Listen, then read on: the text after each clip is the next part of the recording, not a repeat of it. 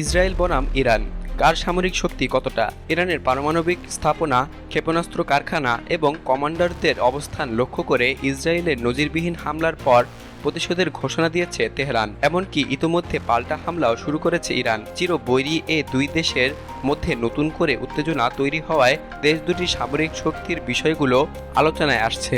সক্ষমতার দিক থেকে তুলনা করলে দেখা যায় দুই দেশেই সামরিক দিক থেকে বেশ শক্তিশালী। তবে গ্লোবাল ফায়ার পাওয়ারের পরিসংখ্যান অনুযায়ী ইরান সামরিক সক্ষমতার দিক থেকে ইসরায়েলের তুলনায় 3 ধাপ এগিয়ে আছে। যদিও বিশ্বের সামরিক শক্তিধর দেশের শীর্ষ 20 দেশের তালিকায় দুই দেশই আছে। সামরিক সক্ষমতার শীর্ষ দেশগুলোর তালিকায় ইরানের অবস্থান চতুর্দশ আর ইসরায়েলের অবস্থান সপ্তদশ।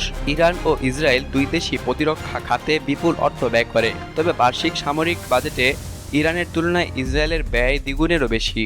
ইসরায়েলের প্রতিরক্ষা বাজেট $2,440 কোটি, আর ইরানের বাজেট $995 কোটি।